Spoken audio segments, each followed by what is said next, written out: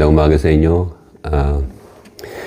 Every time na kumanta ako ng like Christian song ng mga tinatawag na yung mga galing sa mga Christian music, yung mga Christian musicians, at saka yung mga background nila, ay nagkakaroon ng problem yung YouTube video ko. Nagkakaroon ng copyrighted, tapos block pa sa ibang bansa kung saan man yun dahil sa kanta na kinakanta ko at sa mga background na nilalagay ko. So napag-desisyonan ko na hindi ko nagagamitin yung mga ganon. At yung mga kanta ko na lang ay total, I can play the guitar and I can read notes. Gagawa na lang ako ng mga kanta ko na isasama ko dito sa video kasi many times na maraming mga video ko ang nagkakaroon ng issues sa YouTube at nabablock sa ibang bansa. So I don't wanna that happen. So hindi na po ako gagamit ng ibang mga Christian na artist na yung music nila kasi nabablock ako at saka nagkaka-problem sa copyrighted. Ito na lang ho, sinulat ko ito para I should start to making songs, music for the Lord.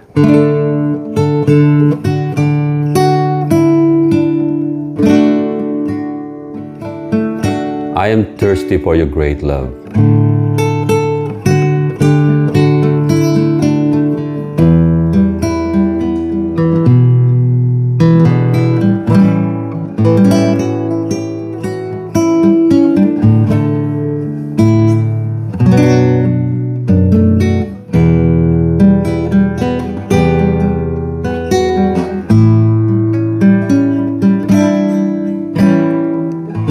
I love you, Lord, and I worship you.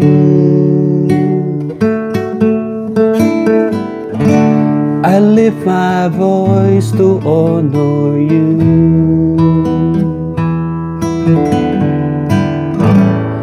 You are my light and my fortress. I lift my hands to worship you. I love you, Lord, and I worship you. I lift my voice to honor you.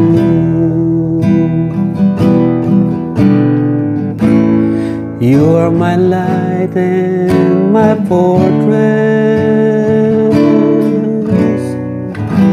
I lift my hands to worship you. And I am thirsty for your great love. Your love brings comfort to my soul.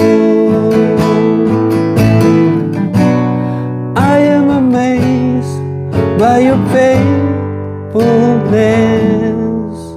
Oh Lord, be magnified.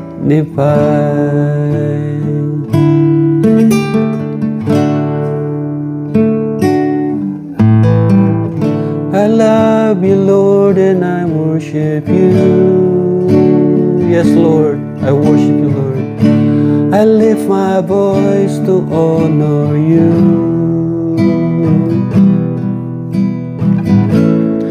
You are my light and my fortress.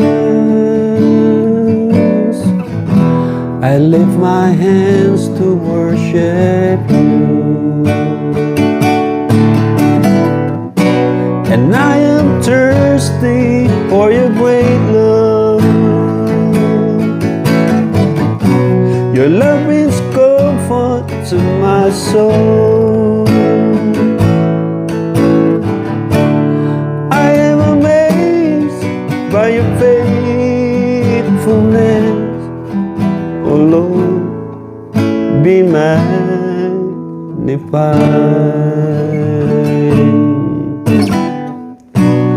And I am thirsty for your great love. Your love brings comfort to my soul. I am amazed by your faithfulness, oh Lord, be magnified. Oh Lord, be magnified. Oh Lord, be magnified.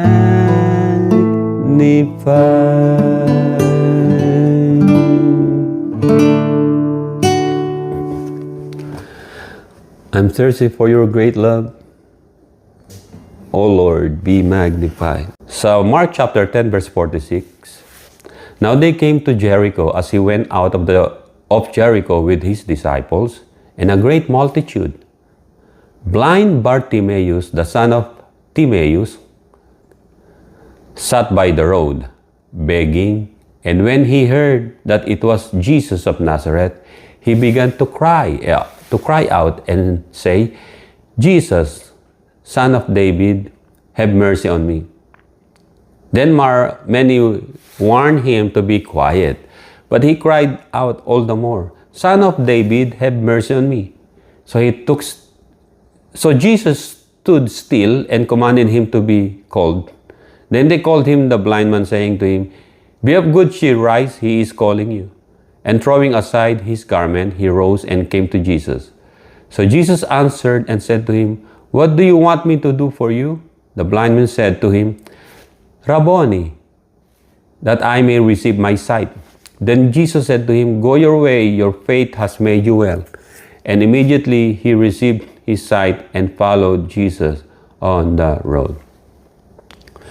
Makikita natin dito na isang bulag, pangalan si Timaeus, tinatawag na Bartimaeus, Bar meaning son of, kaya Bartimaeus. So, si Timaeus, the son of Timaeus. So, ang tawag sa kanya Bartimaeus, anak ni Timaeus. So, si Junior to. Si Junior Timaeus. Nakaupo sa karsadang daraanan ng Panginoon Kristo at nagmamalimos. Nang marinig niya si Jesus Christ, he began to cry out and say, Jesus, Son of David, have mercy on me. Paano niya nakilala si Jesus Christ in the first place? Bulag siya. Nakakarinig siya. Narinig niya siguro yung mga tao. Yung mga sumusunod sa Panginoon na inaabangan ng Panginoon Kristo, narinig niya. At walang pumapansin sa kanya kasi pulubi siya. Sino sa atin dito ang namamansin ng pulubi? Sa kalsada. Yung alam yung pulubi talaga. Hindi yung nag-i-scam na pulubi. Marami yan sa ibang bansa, sa India. Kunyari pilay. Pero nakabaloktot lang yung tuhod na gano'n. Tapos butas pala yung pantalon. Kunyari nakalagay yung di ba? Nakakita sa YouTube yun. Nababasted ng ibang tao. So makita natin, tayo ba ay, alam ba kung kayo ay naglalakad, umistop ba kayo para tignan yung pulubi? Maaring yung iba sa inyo ay parang hindi na naniniwala na pulubi. Baka trabaho niya lang yun. Tsaka pwede naman siya magtrabaho kung ano. I'm talking about yung pulubi talaga na, halimbawa bulag na nandun. Kalimitan sa mga bulag sa atin, sa mga di ba, tumutugtog. As in, bulag talaga. Pero si Bartimeo, nandun lang nagmamalimos. So, ganun lang yung kamay. Bulag siya. Pero ang kakaiba sa kanya ay, paano niya nakilala si Jesus Christ? Ayun ang tanong Sinabi niya pa, Jesus, Son of David. Although si Jesus Christ, hindi siya Son of David. Son of the carpenter siya, di ba? Pero Son of David, meron siyang brief knowledge about sa tinatawag na Messiah. Yung Messianic kingdom ng Christ. Kaya Jesus, Yeshua, Son of David. Ba't alam niya? Kaya sabihin ko siya, hindi lahat ng mga pulubi at mga poor o mahihirap na tao ay walang alam sa Diyos, sa Biblia, at hindi nangangahulugan na wala na silang pag-asa. Umaasa sila na may darating na Savior. Tulad ni Bartimeo. Jesus, Son of David. Ang sabi niya, sumisigaw siya, he began to cry out and say, Jesus, Son of David, have mercy on me. Teka, paano mo nakilala nga si Jesus Christ na Son of David? Hindi ito simpleng salita na prayer. This is a prayer actually. Jesus, he cried out, Jesus, Son of David. How did he know na si Jesus Christ, si Jesus, ay Son of David, not Son of Joseph? Dahil ano? Dahil kahit bulag siya, meron siyang alam, a brief knowledge about the coming Savior. May pag-asa siya. At he knows na ang mga tao sa paligid ay naririnig niya na nagkukwento tungkol sa mga himala na ginagawa ng Panginoon. Kaya gusto nila doon pumunta ay para gumawa ng himala ang Panginoon sa kanila. Dalawang beses niyang isinigaw yun, Jesus, Son of David, have mercy on me. The same. Ang pagkakilala niya kay Jesus Christ, Son of David, meaning Jesus, the King. Dahil ang tagapagmana ng trono ni David ay ang Kristo. Sabi sa inuhula ng Book of Isaiah, Book of Daniel and Ezekiel 2. At yung Book of Zechariah. Ang darating na Savior ay mamanahin niya ang trono ni King David. Jesus, Son of David, have mercy on me. Mahabag ka sa akin. Ang hinihingi niya ano? Hindi pera, hindi material na bagay. Mercy, habag. Habag na ano? Pag sinabing mercy ay atensyon ng Diyos ang gusto ni Bartimeo sa kanya ibigay. Like, Jesus, oh God, look at me. Have mercy on me. Kahabagan mo ako. Kahabagan. Kapag yung atensyon ng Panginoon ay binaling na sa iyo, dahil sa panalangin mo, have mercy on me, and then God will gonna come to you. Subalit makikita natin many people, verse 48 ng Mark 10, then many warned him to be quiet. But he cried out all the more, Son of David, have mercy on me. Di lalo siya nag-ingay. Pinahinto siya ng mga tao kasi sumisigaw siya na Chapter 10. Then he arose from there and came to the... Sumisigaw siya ng Jesus, Son of David, have mercy on me. Pinigil siya ng mga tao. Makikita natin bakit pipigilin ng mga tao ang isang taong nangihingi ng habag sa Diyos. Hindi siya rin pa-distract. Lalo niyang nilakasan ang paghingi niya ng awa sa Panginoon. At yung dalangin niya na siya ay kahabagan ng Panginoon, tinawag niya yung tinatawag na ang Panginoon sa Kristo, yung attention niya ay na-focus doon kay Bartimeus na. Ang sabi nga rito, tingnan natin,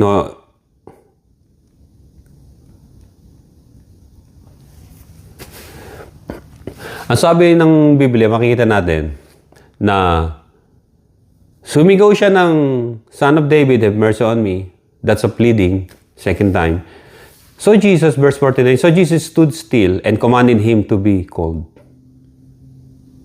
Panginoon sa Kristo ay huminto, stood still. At binaling niya na yung niya sa likuran niya. Pinatawag niya. Tawagin niyo. So tinawag nila yung bulag na si Bartimeus, sinabi sa kanya, lakasan mong loob mo, magalak ka, bumangon ka, tumayo ka, tinatawag ka niya. So, makita natin kapalit. Tumatawag si Bartimeo sa Panginoon sa Kristo for mercy, kahabagan, at pinakinggan siya ng Panginoon. Ngayon, ang Panginoon naman ang tumatawag sa kanya. Nakikita niyo? Pag tumawag ang Panginoon sa'yo, you need to respond naman. Kasi nag-respond na si Jesus Christ. Makikita ninyo yung two settings of getting attention and paying attention. Tinawag naman siya ng Panginoon. Ngayon, ang isang tao, pag tinawag ng Panginoon, hindi siya pwedeng kakamot-kamot na. Hindi, nagbibiro lang ako. Iba yung tinatawag ko. Hindi. Kasi meron siyang talagang real intention na ang hiningi niya sa Panginoon ay kahit konting habag, awa. Ngayon, tinawag siya ng Panginoon. Siya naman ang tinawag ng Panginoon. At nung siya'y lumapit sa Panginoon, inalis niya yung garment niya, and throwing aside his garment, he rose and came to Jesus. Teka, bakit may garment siya? Kasi pag naglilimos, nilalatag ho doon sa semento, at para doon siya uupo, parang ayun ang garment niya, pambalot niya na rin sa katawan niya yun. Pero inalis niya. Anong point nun? Bakit aalisin mo pa yung garment o ano? Para ipakita niya na hindi siya threat sa Panginoon sa Kristo. Inalis niya. I'm not hiding anything. Ganyan. Inalis niya, binitawan niya.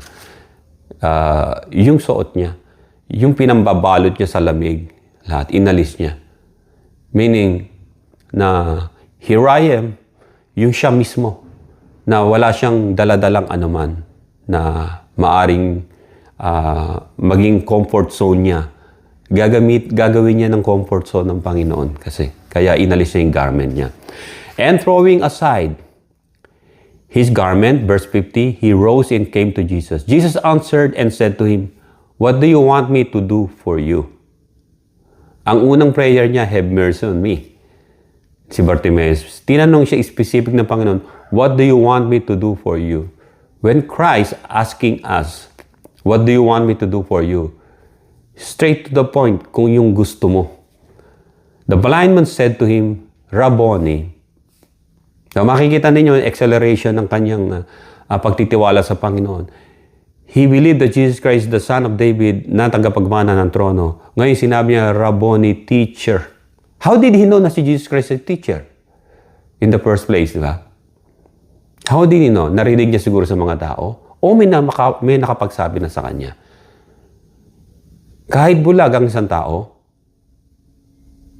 ay makalakas makasagap ng balita yan. Hindi niya napipigure out ang itsura ng Panginoon, pero yung mga himala narinig niya sa mga paligid niya. The blind man said, "Rabboni," Guro. He knows na si Jesus Christ ay teacher. Rabboni, Rabbi. Rabboni, that I may receive my sight. Upang makakita. Then Jesus said to him, "Go your way, your faith has made you well." Doon nakakita siya. And immediately he received his sight and followed Jesus on the road. Isipin nyo, go your way, your faith has made you well. Binigyan na siya ng Panginoon ng bagong way of life. Kundi, sabi niya sa kay Bartimaeus, go your way, your faith has made you well. Nagkaroon siya ng pananampalataya sa Panginoon. At ang pananampalatayang yun ang nagpagaling sa kanya. And immediately he received his sight and followed Jesus on the road. Sinundan niya na ang Panginoon, sumunod na siya. Kayo mga iniligtas ng Panginoon, tayo pinagaling. Hindi natin iiwanan kung saan natin nakilala ang Panginoon at hindi tayo mag-i-stay ron. You should rise up and walk with Jesus. Eto siya, sumama na siya sa Panginoon ang sabi, and follow Jesus on the road. Can we follow Jesus on the road going to the mission and the ministry ng Panginoong Jesucristo? Going to heaven? Heavenward yun eh. Upward ang road ng Panginoon. Tandaan niyo. When after he received his sight, na nakakita, and Bartimaeus followed Jesus on the road. Ano ba yung gusto nating lakaran? Road to success for your own benefits? Or road that leads sa mission and ministry ng Panginoon sa buhay Kristiyano, sa buhay may pananampalataya, road of Jesus, sa daan ng Panginoon, sa dinadaanan niya. Maaaring kasi nasasabi ninyo na hindi ko alam kung paano maglingkod sa Panginoon. Hindi ko alam kung paano sumunod. Look at Bartimaeus. He was blind, but now he can see. Hindi siya humanap ng ibang road. He followed Jesus everywhere he go. Sinunod niya na ang Panginoon. Kasi yung mercy ng Panginoon ay nakita niya sa buhay niya nang nakakita na siya. Nagkaroon na siya ng paningin. Tayo, matapos tayong makakilala sa Panginoon, ano na? Mag-i-stay ka ba sa road na yan kung saan ka nakita ng Panginoon? Uupo ka lang dyan? O susunod ka na, lalakad ka kasama ng Panginoon? Kasi si Jesus Christ is going up to heaven. Yung ministry niya, yung pagsunod mo sa Kanya ay sa buhay na walang hanggan ang patutunguhan nun. Saan po tayo? Are we gonna yung buhay natin ay isa-equip natin for ourselves? Ano sabi ng Panginoon? Ang magbigay ng buhay para sa akin ay makakatanggap ng 10 ulit, ang sabi. Ngunit ang mag-ingat ng kanyang buhay ay mawawalan. Yung ayaw mo ibigay yung buhay mo sa Panginoon ay mawawalan ka. Subalit kung yung buhay mo ay ibinigay mo para sa Kanya, ay magkakaroon ka. Ang sabi, buhay na walang hanggan. So, anong dapat natin gawin? Call upon Jesus. Jesus, my Savior, have mercy on me. At if you think na your prayer is not enough, do it more. With faith, repeat it again. Ask God in prayer, Lord Jesus, have mercy on me. And He will call you.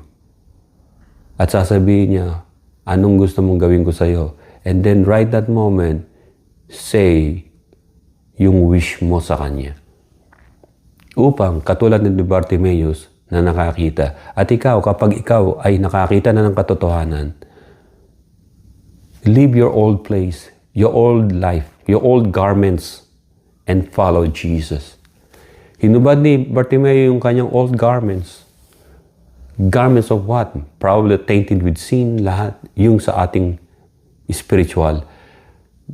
Ang ating old self tainted with sin, iwanan natin and let us all follow Jesus Christ sa way of salvation and eternal life. Mga kapatid, yan po ang nais kong ipaabot sa inyo.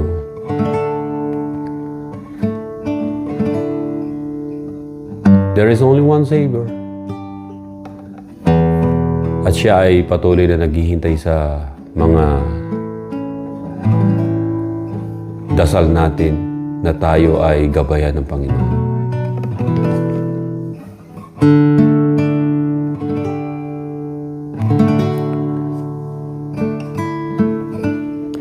I love you, Lord, and I worship you.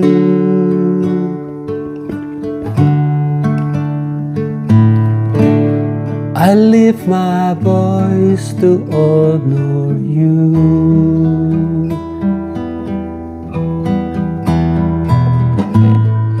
You are my light and my fortress.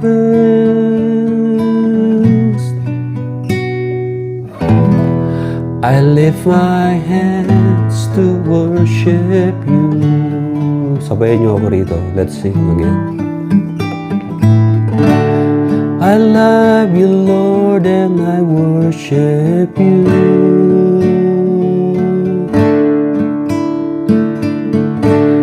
I lift my voice to honor you.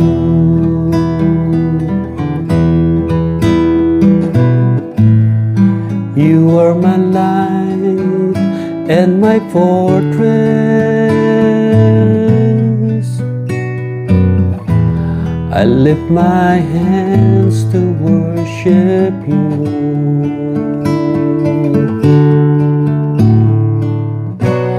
And I am thirsty for your great love. Your love brings comfort to my soul. I am amazed by your faithfulness, oh Lord, be magnified.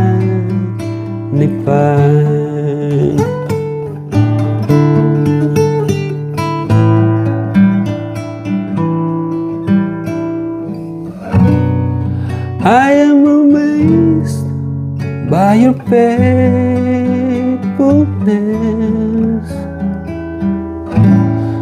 oh Lord, be magnified.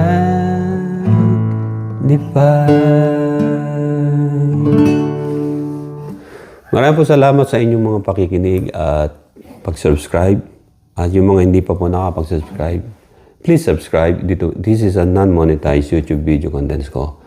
Ang ating layunin ay ipahayag ang salita ng Panginoon. Ang katotohanan ay masakit, subalit ito ang magpapagaling at magpapalaya sa atin. We should speak the truth. Words with truth. Ang word ng Panginoon ay katotohanan. God bless inyo lahat.